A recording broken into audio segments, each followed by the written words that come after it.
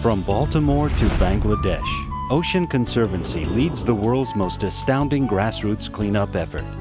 Every year in September, more than 500,000 people in 100 countries remove millions of pounds of trash from beaches and waterways all over the world. The Ocean Conservancy coordinates it on a global basis, and Audubon coordinates it for Rhode Island. Audubon Society became interested and started the Coastal Cleanup Project in Rhode Island 26 years ago. We started out with 5 locations, and this year we had 85. The International Coastal Cleanup is one of the largest and most effective volunteer-based conservation projects in the world. Today, there are 400,000 people sitting around, just what we're doing, learning about what it is that we just did. Girl Scouts, Boy Scouts, church groups, garden clubs, all kinds of people get together and come out for this event. That's been a wonderful response of citizens of Rhode Island caring about their shoreline. Hi, I'm Ray Gallison, and this is Frederick and Colin that are working with me. We're at the Bristol Narrows, which is part of the Waypoint Trust, so I'm also part of my neighborhood. A lot of people come fishing here from other parts of the state and other states, and unfortunately they haven't been very cooperative in helping us to keep this clean. By cleaning up the shorelines, concerned citizens are doing their part to help make the ocean more resilient to the harmful effects of climate change, pollution, overfishing, and damaged habitats. And it's a good thing, because trash in the ocean is one of the most widespread pollution problems we face. Yet it's entirely preventable. Yeah, if you notice, on either side here, somebody is going out of their way to drive a car in here and dump windows, broken windows, and sashes over here. There are steps and building material on that side. That 6 months ago, when we cleaned this out, was not here. So that means that someone is using this constantly as a dump. We also have a lot of cups and straws and food wrappers and that kind of thing. We get a lot of those. What have we been picking up a lot of? Cigarette butts, right? Yeah, and beer bottles. Cigarette butts and beer bottles, and that's it's uncalled for. Cigarette butts are number 1. They may not be in weight, but they certainly are in number. We found about 49,000 last year. The yearly cleanup effort is extremely organized. Every volunteer has a job to do, and they work hard to get it done. With one person has the data sheet and they're taking the data, another person holds the bag, and another person is picking up trash. And not only do they pick up the trash, they record what they find on data sheets that are provided by the Ocean Conservancy. We have filled out cards. Those cards will be taken by our beach captain. He will tally everything. Put it into an envelope. We'll make copies of it too. We'll keep one copy of everything.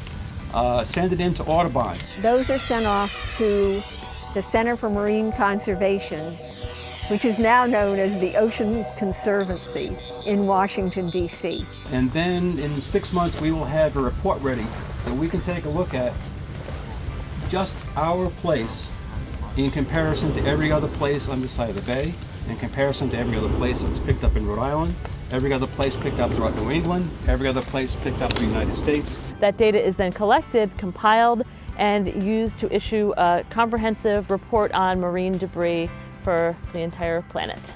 All of the data collected by the volunteers is analyzed to produce a breakdown of the types of trash in each location.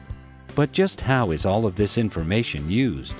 The data from the International Coastal Cleanup is useful to show how much of a problem illicit dumping or careless dumping of our litter is. Trash can be a hazard for wildlife. There's certain kinds of trash, in particular monofilament fishing line. It's very hazardous. Lots of animals will get entangled in it. The International Coastal Cleanup is one of the only ways we actually have data on how many animals are getting entangled. And what we find, certainly for Rhode Island, is that almost everything that we find that's entangled is in fishing line. So we began a volunteer project to have boxes created to go at fishing sites where people could deposit their unwanted line, and then that material is recycled. Together, our efforts mean that next year we hope to pick up fewer pounds of garbage think over the years, the project has increased people's awareness of the shore. This is a town-owned property here now by the Way Poisted Trust, and it's just a gorgeous area for the town of Bristol. And it's a great nature preserve where there's a lot of fish that are in here, striped bass, the tog. This year we've been seeing a lot of blue crab, and then we've been also seeing a lot of bluefish that are starting to come back here, which is really, really helpful to the area. We have many more volunteers, but much less tonnage of litter. This is a preserve so that we can come back in and study it piece by piece, level by level, document it, and make it available for everybody. People often think of the environment as being something out there and separate from themselves. We all live in the environment. It's all around us. Our environment is our air and the soil and the water that we're in contact with every day. With the hands-on help of people like you, we're restoring the health and beauty of our beaches and waterways here in Bristol. Next year, if anybody wants to get involved, just go to the Audubon website, www.asri.org, and find out about the cleanups near you. So come on out and join the coastal cleanup and show that you care and you can do something. Everybody can do something. And you get free t-shirts if you come on the cleanup.